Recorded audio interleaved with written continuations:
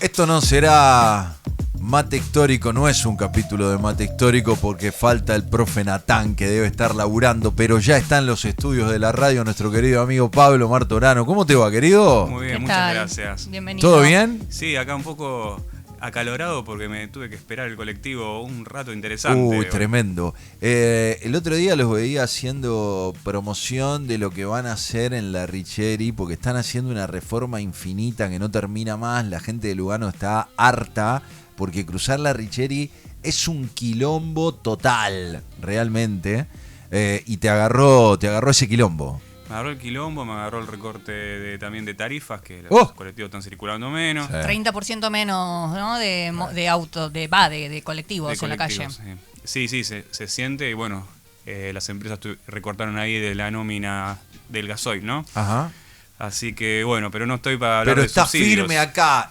Mate Histórico, pueden seguirlo ya. Una cuenta que no se la pueden perder, donde hay un espadachinear con la historia entre Pablo y Natán, que le mandamos un saludo grande a Natán, que siempre está firme, pero que está laburando, no le queda otra.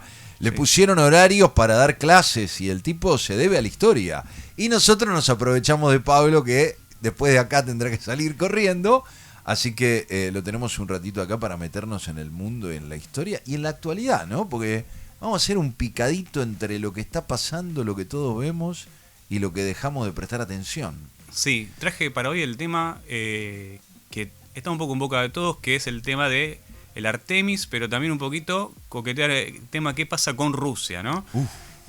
Tema para el mundo occidental que siempre fue un gran enigma. Siempre Rusia aparece como el gigante torpe, sí. Inclusive si uno lo ve desde la Edad Media o las recreaciones de cómo se piensa que son los rusos, desde el Ducado de Moscú para adelante, ni le cuento ya la época napoleónica, inclusive la Segunda Guerra Mundial, siempre se lo ve como un país enorme, exótico, atrasado, pero fuerte, ¿no? Una especie de montaña tosca, pero eficiente. Okay. Desde el punto de vista occidental, desde que se lo ve. Con un músculo bélico tremendo.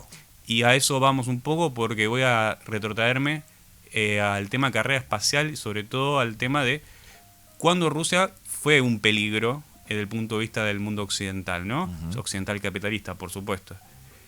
Y todo va a arrancar en un año, 1957, ya no tenemos que retroceder casi 60 años, Sí. que había una especie de convención internacional, que es el año geoespacial, en donde los países mostraban adelantos técnicos. Ajá.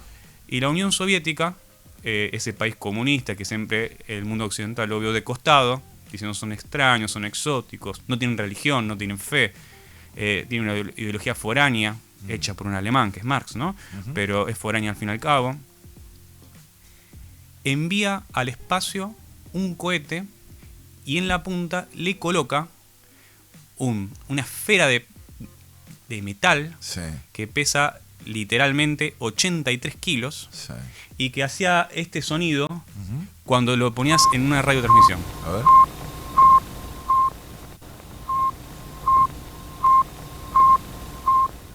Solo eso hizo. Orbitó 96 minutos, Sí. entró de vuelta a la Tierra y se prendió fuego y se destruyó. Sin embargo, este evento que ocurrió en octubre de 1957 dio inicio a uno de los mayores pánicos del mundo occidental, o sea, del capitalismo, con respecto a lo que es la Unión Soviética. ¿Cómo hicieron para mandar algo que está flotando por encima de la cabeza de todos, Sí. que puede mandar una señal? Y la pregunta es, ¿qué más puede hacer? Y lo podían captar a través de las radios, o sea que no era secreto, era esta cuestión de la Guerra Fría, decir, bueno, voy a ocultar algo, no, acá te lo muestro. Sí. O sea, esto que nosotros hoy nos atrapa, que es estar viendo lo que está pasando con el Artemis, que tenemos la posibilidad de observarlo, 60 años atrás aparecía el primer paso del hombre en esa carrera hacia la galaxia a través de la Unión Soviética. Y la Unión Soviética colocaba una esfera de 83 kilos que generaba este sonido en el espacio. Sí, el pánico fue bestial en Estados Unidos. Los periódicos al otro día tomaron la noticia diciendo, bueno, los soviéticos, los comunistas, Sí. ¿cómo hicieron esto? ¿Los estadounidenses lo pueden hacer? La respuesta rápida era no. no lo pueden hacer. Mirá. Tuvieron que esperar literalmente un año para hacer algo parecido. Ujú. Y porque le pusieron un montón de plata. Pero los comunistas estaban más avanzados en un área que ellos desconocían, no desconocían del todo, ¿no? Claro. Que era qué pasa después de la frontera, esta frontera que es el espacio exterior. Ustedes piensen que la Tierra es la frontera nuestra, Sí.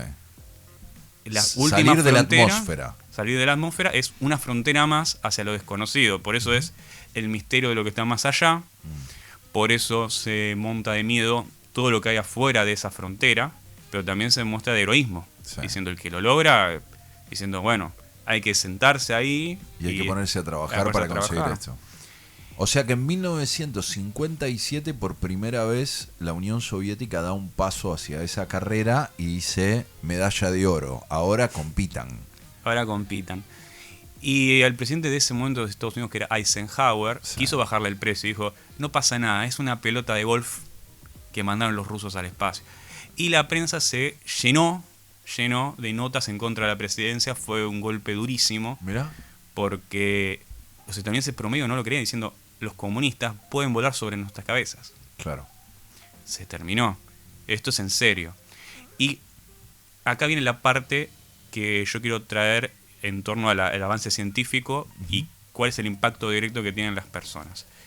El problema es el siguiente, es, si pueden mandar un cohete que supera la gravedad, porque para que pueda la estratosfera tiene que superar la gravedad Sí. y tiene que ir por lo menos a 40.000 kilómetros por hora. Fuerte. Ese cohete que va a la estratosfera, ¿qué puede llevar en la punta? Puede llevar o un instrumento que hace un pitido, como Sí. escucharon recién, o puede llevar un ojivo nuclear. Ujú. Ese Y es, ahí se les terminó la joda. es ahí el miedo y es ahí por lo que le bajó el precio a Eisenhower diciendo, no, si yo llego a decir lo que puede llegar a poner en esa punta de ese cohete, pues son dos instrumentos diferentes. Una cosa es lo que nosotros vemos en el Artemis, Sí. que es el producto del cohete. Ujú. El cohete llevó eso hasta el espacio exterior y después se va propulsando. Claro. Sin embargo, puede llevar cualquier otra cosa. Y ahí está donde está el comienzo. La carrera armamentística y la posible destrucción de otros países a distancia y la carrera espacial nacen juntas. Claro. La posibilidad de O sea, destruir otro país apretando un botón. Entender que esos 4.000 kilómetros por hora con el que trasladaban 40.000. 40.000, más todavía. 40.000 Hay que kilómetros sentarse ahí, por hora, a esos 40.000, no, olvídate, a esos 40.000 kilómetros por hora ya no estábamos hablando de una esfera para emitir un pitido, para conseguir un sonido, para pasar la estratosfera, sino que podría haber una ojiva nuclear que estuviese pasando por la cabeza de los estadounidenses y cayendo en suelo estadounidense así. Con un GPS que decía Casablanca. Claro. Exactamente. Todavía en ese momento son cohetes y no misiles. Hay una diferencia técnica. Correcto, pero digo... El misil todavía... Pero eso se va a desarrollar con el tiempo. Y Claro, sí, obvio, de obvio. eso. Digo, ¿y la idea cuál fue? ¿Solamente probar a ver si llegaba y a ver si emitía señal? Bien, sí, las pruebas son varias. Es qué instrumentos funcionan en el espacio.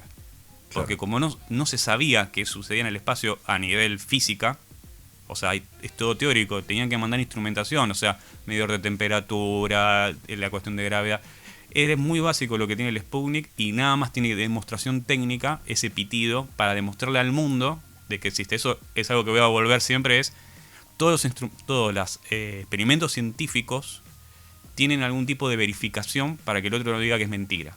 Porque se habló mucho esto de que el hombre en la luna es falso. Sí. Y estoy un poco cansado porque Pobre, el profe de historia trata de asentarse en la veracidad. sí, es muy fácil de demostrar de que sí llegaron. Sí, sí.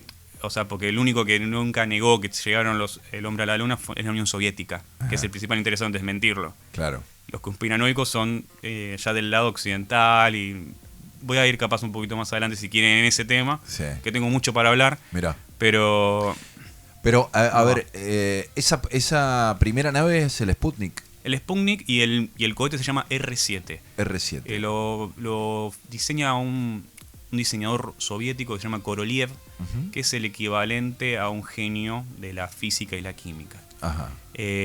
Justamente la época de oro de la Unión Soviética con respecto a los cohetes tiene que ver con este Sergei Korolev y la muerte de él, que se muere en una operación muy sencilla, se fallece y justamente viene con el declive, sumado a otros problemas económicos que tenía la Unión Soviética, que es por eso que pierde esta carrera espacial. No solamente eso, sino que al mes siguiente, o sea, esto fue en octubre del 57, en noviembre, sucede el otro evento que es muy canónico, que es el primer ser vivo en el espacio, que es la perra Laika. Eso fue el otro bombazo, ¿no? Todo recontradocumentado, se lo mandan a Estados Unidos en una caja diciendo, hicimos esto. Y la perra viajó, una perrita callejera, Sí. así un perro Sí. de la calle, al espacio. Nunca se supo hasta hace poco qué había pasado con el perro ese. La verdad es que el perro se les prendió fuego. Claro. Fallaron los escudos térmicos, esto que decís, ¿qué pasa en el espacio? Falló el escudo térmico y el perro se asfixió y muere saliendo al espacio. Pero durante mucho tiempo se tuvo la fantasía de que el perro volvió. Claro. Claro. La perra Laika, qué cosa increíble, ¿no? Cómo O sea que quedan- no llegó a salir. Sí, en la salida, justamente en la fricción de la salida, es ahí donde se asfixia. Sí. No llegó a salir. Sí llegaron a demostrar de que podía vivir saliendo a la estratosfera, pero no vivió lo suficiente como para poder demostrar qué pasaba con un ser vivo. O sea, el experimento es en parte fallido, pero lograron demostrar el tema de los escudos térmicos, que es lo que va a permitir que después haya humanos. ¿Cuántos perros se habrán llamado Laika? ¿Cuántas perras se habrán llamado Laika después de esto, no? O sea, ahí hay una carrera hasta desde lo social que fue tremenda. Bueno, si quieren hablar de anécdota, está el mono Juan en Argentina, Ah, que es claro. el mono, el argentino, El mono argentino que viajó Sí. a la estratosfera. un mono misionero Sí. De 30 centímetros, un mono muy chiquitito. Mirá. Un tití, ¿no? Eso Que fue, le dicen. Salió eso fue en medio del peronismo, ¿no? El peronismo y al su... frondicismo. Frondicismo. 1969. Ah, mira, Enviaron al mono Juan. El mono Juan claro. vuelve y después lo trasladan a un zoológico en Córdoba y vive 2 años más, 3 años más. Descansá, capo, ya te mandaste tu largo trecho. Sí, aparte volvió con los ojos abiertos, todo bien. Estaba sedado, ¿no? Claro, Lo único claro, estaba en otro viaje el mono, Sí, sí, pero Le dieron algo para que vaya entreteniéndose. El mal del viaje, ¿viste? Por ahí se descompone. Esperá, ¿cuándo fue lo de la perra Laika? 57, o sea, el mismo año, ¿El un mismo mes de año? diferencia, 2 al hilo. Y en Eisenhower, agarrate esta, ¿no? es que después O sea, de Eisenhower se tuvo que dibujar. Es ahí donde viene el mérito de Kennedy, por eso es tan famoso Kennedy. Sí. Es el siguiente presidente que va a decir, bueno, la carrera es a la luna. Esta parte la perdimos. sí. Sobre todo que en el 1961 la Unión Soviética también los adelanta y envía al espacio el primer cosmonauta, que es diferente a astronauta. Es un término más específico. A ver. Cosmo tiene que ver con justamente el cosmos es el espacio exterior. Sí, sí. Astro es estrella. Ajá.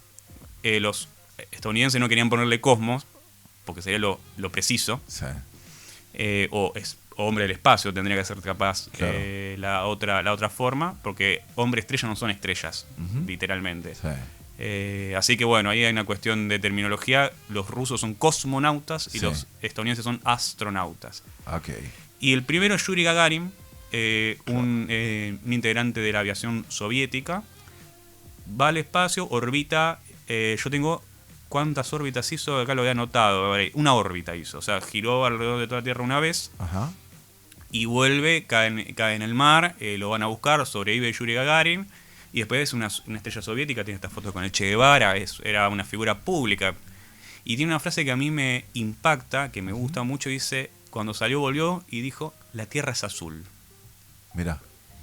Y a mí me parece, aparte de muy poético, muy bello decir la Tierra es azul, es como le decían el espacio o a la Tierra los mapuches. Los mapuches le dicen Tierra azul al planeta Tierra. Mira. Decís estas construcciones de cómo le mencionan. Increíble, Y eso ¿no? que no viajaron Y eso al que no- espacio. y eso que no. Mirá la Y visión eso de que tierra que supuestamente tienen. no viajaron. ¿Quién sabe, no? Somos polvo de estrellas, creo ¿Quién yo. sabe? Así Sí, que sí. tienen otra información que nosotros no, Sí, capaz. capaz. Pero el cruce me parece muy interesante. Esto, Yuri Gagarin fue... 1961 sería casi cuatro años después. Y al mes siguiente, el primer astronauta que hace suborbital. Sería un poco antes del lugar donde... Es así. Los objetos Sí. que salen por fuera de la estratosfera tienen gravedad. O sea, todos los objetos, hay gravedad, hay puntos ciegos donde no hay gravedad que se han investigado por los físicos, pero en realidad uno queda en órbita porque la misma gravedad te impulsa de la Tierra. Cuando vos estás un poco más cerca de la Tierra, te tiende hacia el centro. Exacto. Son dos fenómenos físicos. Yuri Gagarin llegó más lejos, por lo cual pudo orbitar. Este suborbitó. No llegó a dar la órbita entera porque pesaba la caída por la gravedad. Digo caída por decirlo de una forma. En realidad, o sea, Yuri Gagarin llegó más lejos y le permitió eso dar una vuelta a la Tierra. Sí, y esto no fue un viaje suborbital y volvió, que se llama Shepard, Alan Shepard. Claro. Por eso Yuri Gagarin está como en la cima, o sea... ustedes búsquenlo, Yuri Gagarin es un héroe de la Unión Soviética, era el hombre de la época, tapadísimo por la publicidad estadounidense, y que ahora voy a hablar de la publicidad estadounidense, que es a lo que quiero ir con todo esto que estamos tan hablando de Artemis. Está muy bueno porque hasta ahora estamos viendo que los rusos van al fondo, Pioneros. tiki, pioneros absolutos, mandaron a Laika, Yuri Gagarin, y que es medio como que le sacaban la lengua y les decían, muchachos, pónganse a trabajar. Y los otros... a pleno con la publicidad. A pleno con la publicidad, y voy a agregar dos datos más. Es la primera mujer en el espacio, la primera cosmonauta, también soviética, que es Valentina Tereshkova, 1963, 2 años después de Yuri Gagarin. Y Estados Unidos va a tardar muchísimo tiempo en mandar a mujeres, inclusive la prensa estadounidense se llenaba de insultos diciendo, mirá, los rusos mandan mujeres al espacio, ¿a qué? A barrer las naves, ¿viste? Mirá. Todos esos chistes estaban en la prensa estadounidense, porque siempre... 1963, Rusia ya había mandado una cosmonauta, y Estados Unidos estaba mirando la luna. Masticando bronca. Estaba masticando bronca y estaba siempre un paso atrás. Claro. Y le costaba ese paso. Quiero agregar un capítulo más sobre el tema de las mujeres en la Unión Soviética, que es muy diferente a la mujer estadounidense. Piensen en la publicidad, y ahora voy a hablar toda la literatura sobre esta época para no irme en los datos tan fácticos. Sí. Cuando Estados Unidos va a la guerra, mandan a más varones y las enfermeras, ¿no? Sí. Que son una especie de segunda línea muy protegida. Pero principalmente la guerra para Estados Unidos es una cosa de varón. Sí. Para el pueblo soviético no existe la Segunda Guerra Mundial, existe la Gran Guerra Patria. Ustedes abren un manual, un adolescente le dice, ¿Segunda Guerra Mundial qué es eso? Existe la Gran Guerra, que es la primera, y la Gran Guerra Patria, que es donde el pueblo soviético defendió, por ejemplo, 3 años, Leningrado. Millones de vidas ahí puestas. Y ahí luchaban mujeres, ancianos, hasta un director de orquesta muy conocido que hizo la Sinfonía 7 de Leningrado. Sí. Era el cuerpo de bomberos. Un tipo que no podía ver de lejos. Es una guerra que ellos sienten que es la gran guerra nacional.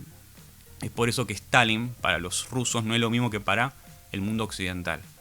Porque es el que logró expulsar a los nazis de su propio territorio. Ningún otro país puede decir que se liberó de los nazis en su territorio. En esa gesta, las mujeres combatieron de igual a igual. De igual a igual.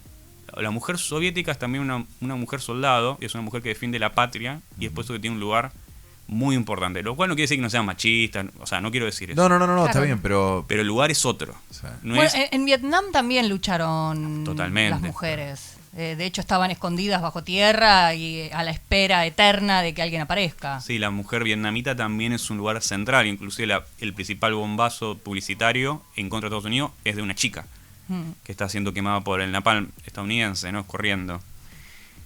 Y acá vengo la publicidad. ¿Qué es lo que pasa en el mundo occidental? ¿Qué es lo que nos llegó a nosotros? Y es por eso que pensamos en la carrera espacial y pensamos nada más el hombre en la luna. Las películas. El gran peligro rojo. ¿De dónde vienen los marcianos? Del planeta rojo. Sí. ¿Cómo son los marcianos? Son todos iguales, no hablan, la cultura de ellos no se las conoce, es rara, son colectivistas, son todos iguales, todos disfrutan lo mismo. Es la recreación literaria de los comunistas. Cuando los estadounidenses describen la amenaza al espacio, es la amenaza al comunismo. Okay. Durante los 60 y los 70. O sea, mientras que los rusos se disponían a llevar un hombre o una mujer al espacio, los cosmonautas salían, los yanquis estaban pensando desde Hollywood cómo construir, yo creo que el arma más potente que tienen los Estados Unidos. O sea, el cine es la manera de convencimiento de las implicancias positivas del capitalismo, y esa lucha, trayéndola mucho más acá, Rocky y Iván Drago, digamos, como una muestra clave de, yo creo que del último golpe antes del 89, o sea, bien feroz. Sí, digo bien, me parece que Rocky 4 es... Y es de los 89, 90, sí, por ahí. Muy... Es la Unión Soviética ya tirada en el piso. Sí. Recomiendo una película si quieren ver el pánico estadounidense, pero cuando los marcianos daban miedo, porque es cuando los rusos dan miedo. Sí. Que es La invasión de los cuerpos. Está, creo que hasta gratis en YouTube. Mirá. La invasión de los cuerpos trata de una invasión de extraterrestres del planeta rojo, sí, que ocupan los cuerpos de los estadounidenses, de las personas, pero como no cambian de identidad, o sea, te copian literalmente y te reemplazan. Y ellos se comunican casi en silencio entre sí. Telepáticamente. Y ese peligro era el marxismo. El marxismo se infiltraba en la casa, podía ser tu esposa, podía ser tu hijo, podía ser...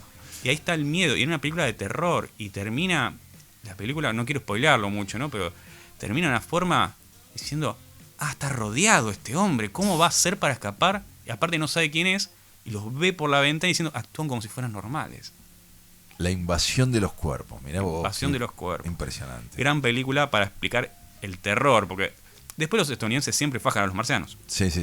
Después son los mejores, gracias a ellos estamos a salvamos salvo. la Tierra. Sí, bueno. Después todo en esa misma lógica, en esa misma construcción, llegan los extraterrestres y se quieren apoderar de la Tierra, y son los Estados Unidos con algún héroe en tal o cual lugar que evita... Armagedón. Sí, Armagedón, y ve invasión extraterrestre, o sea, entra en cualquiera y vas a ver que hay una lucha contra ese extraterrestre, también señalado rojo y cosas por el estilo, ¿no? Sí. O sea, fuerte, muy fuerte. Bueno, en B Invasión Extraterrestre tiene directamente un comunicado que al comienzo dice: nosotros tampoco lo creíamos, diciendo como que son los nazis, claro, los extraterrestres. Sí.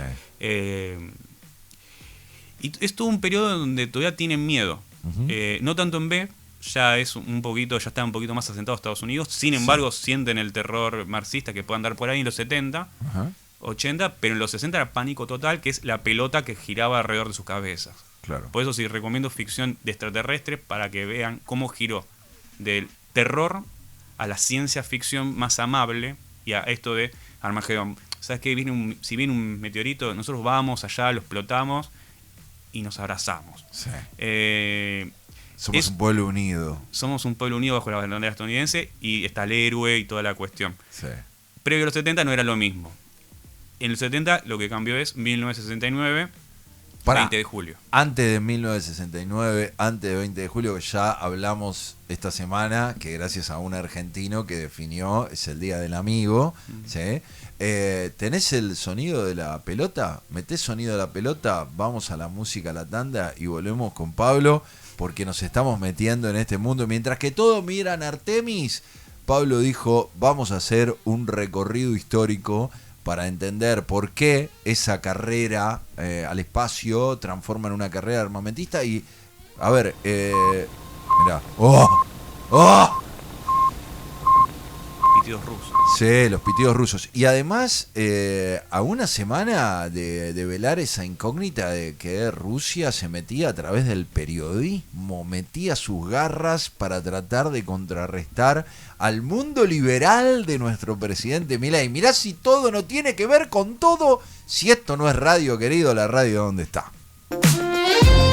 El problema es que arrancamos a hablar de historia y terminamos hablando de cualquier cosa, pero quédense ahí, porque en algún momento, en alguna de estas pláticas, en alguna de estos jueves aquí con nuestro amigo Pablo Martorano, no solo vamos a hablar de historia, o por ahí la historia es la excusa para meternos en otros tantos lugares, ¿o no? Por supuesto, la historia sirve totalmente. Y ahora, bueno, como todo el mundo está mirando el Artemis, el tipo dijo: vamos a hacer un recorrido sobre esa carrera armamentística y esa carrera del mundo espacial, digamos, la carrera espacial y lo armamentístico.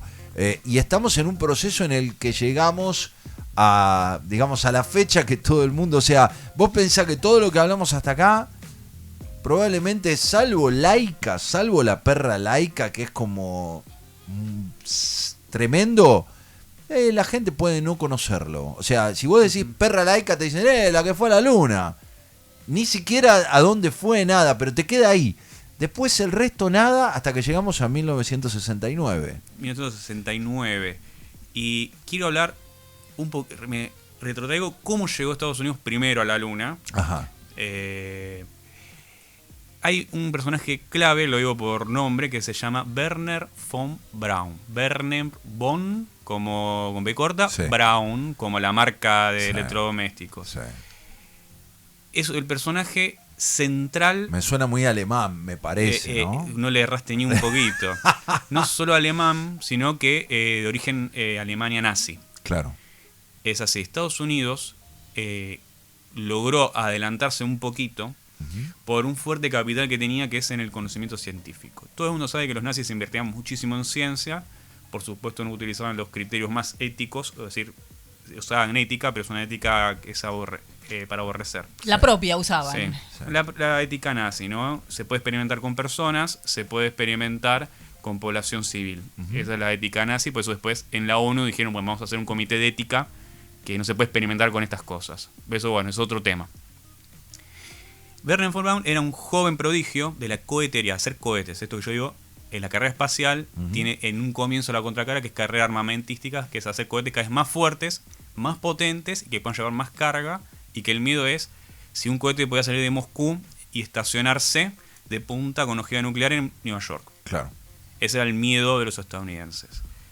Y Wernher von Braun hacía cohetes, pero los nazis de un muy jovencito, con 20, 22 años, están las fotos de él con la charretera nazi, con el carné nazi, era miembro del comité científico y toda la cuestión.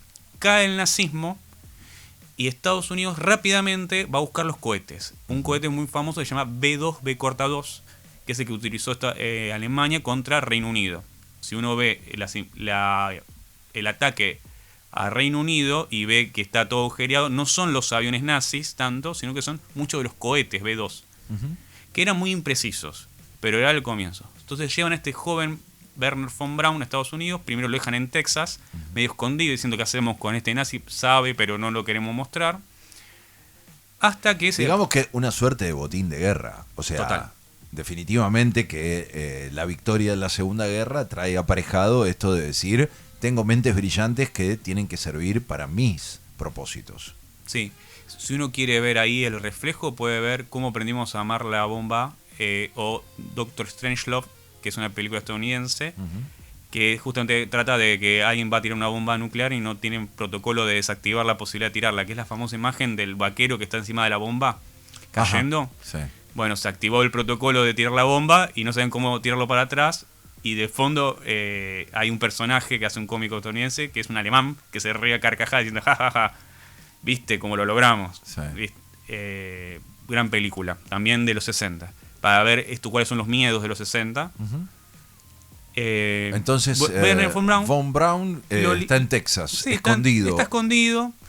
Y de pronto... Escondido por los yanquis, digamos. los No es yanquis. que él fue por su cuenta. Lo agarraron y le dijeron, ¿es esto o por Rusia, por claro, la Unión Soviética? Claro. Y los nazis prefieren Estados Unidos en un 80%. Está estudiado esto. Sí. Muy pocos de la ingeniería alemana aceptan a los comunistas porque los nazis son más anticomunistas que antinorteamericanos. Ajá. Por una cuestión de cuál es su enemigo histórico. Okay. Alemania, Unión Soviética.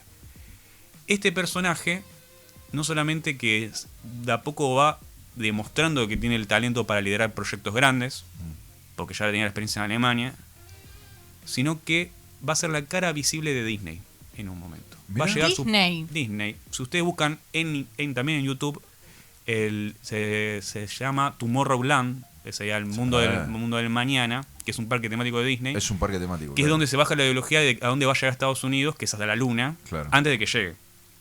Y el que va a hacer las publicidades que salen por tele en horario pico va a ser el mismo Wernher von Braun, con un acento duro, pero no nazi, porque al fin y al cabo él no tiene una expresión tan dura, no parece un nazi en el sentido de forma de hablar.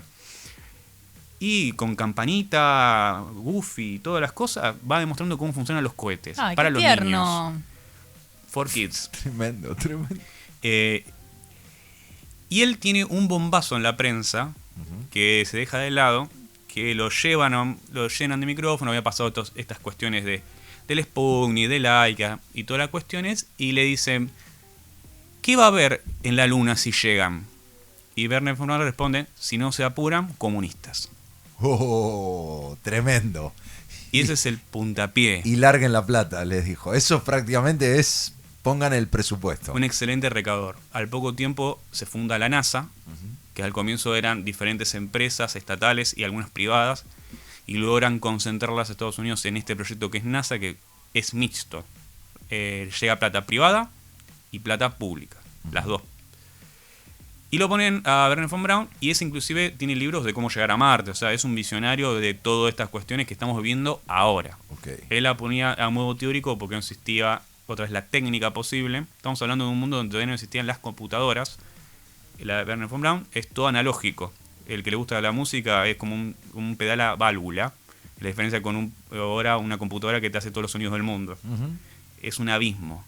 Y Werner von Braun encara este proyecto, y es el que, con apoyo del gobierno de Kennedy, que es el que larga la propuesta del hombre a la luna, a final de este siglo el hombre llegará a la luna, es el que lo lleva a cabo.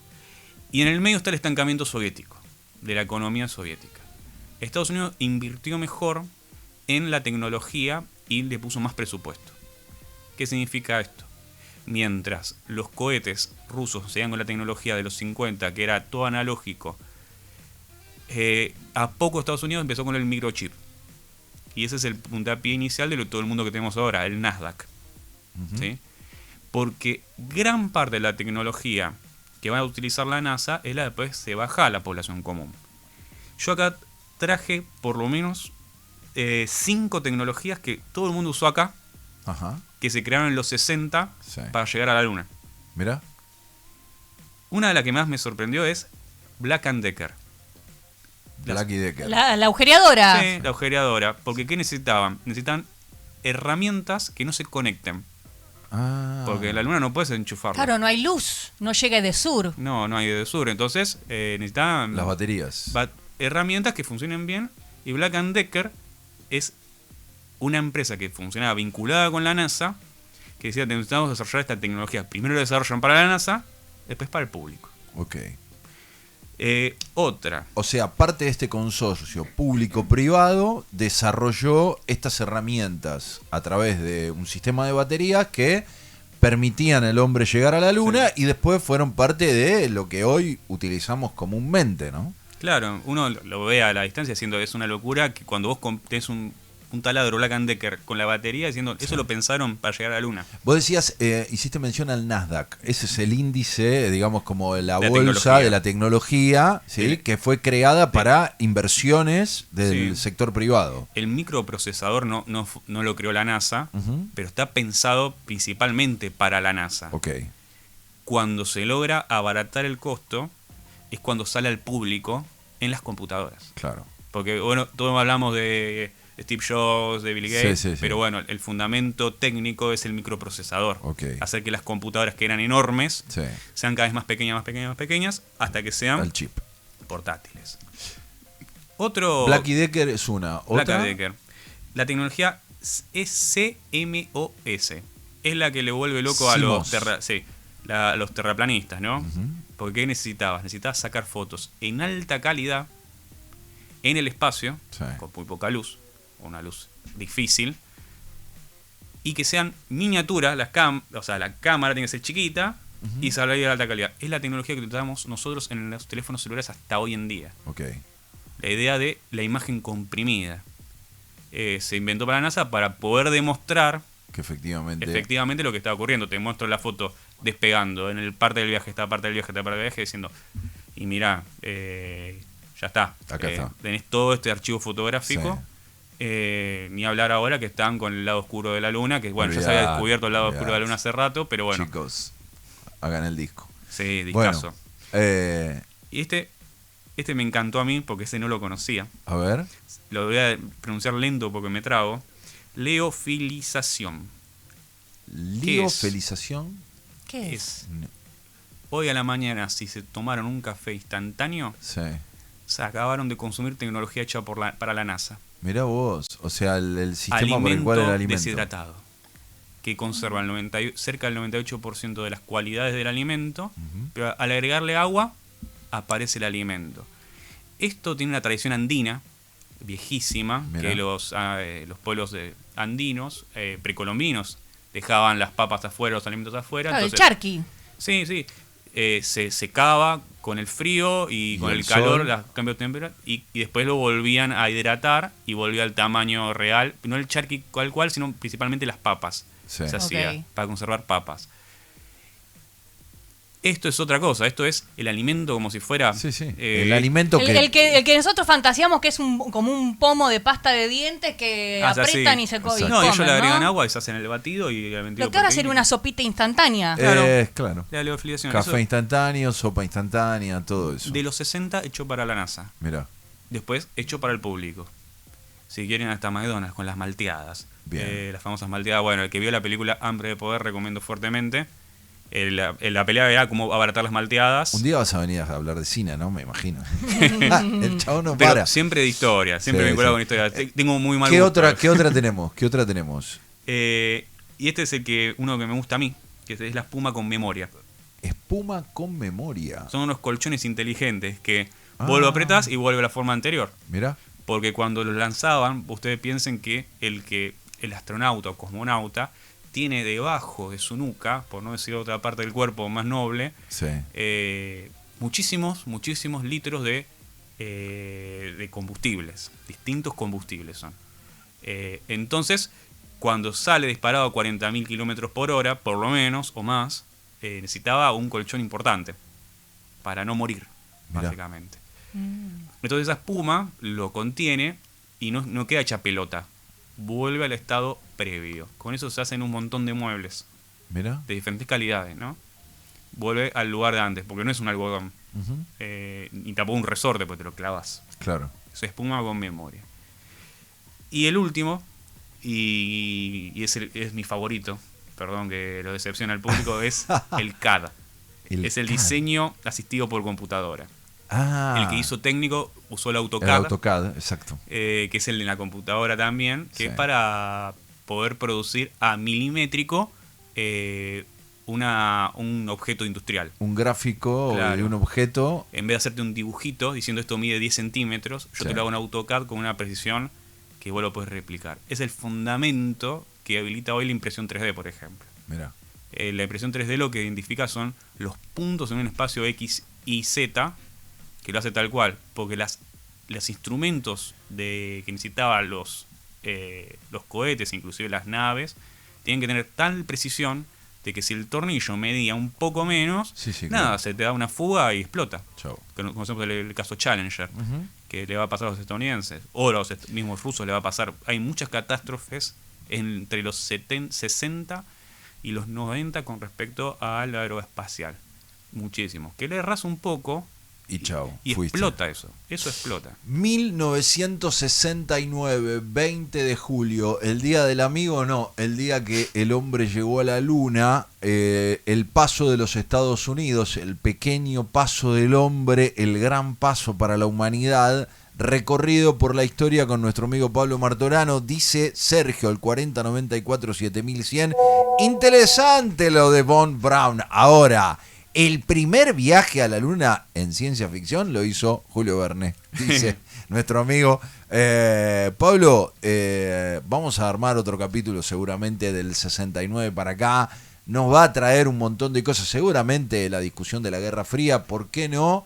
La semana próxima empezar a ver esa, ¿no? Esa Guerra Fría que, mientras que hablamos del cosmos, tiene un capítulo acá en la Argentina, cuando se habla de que la semana pasada se recorrió o se reconoció hay una filtración de incidencia rusa en nuestro país.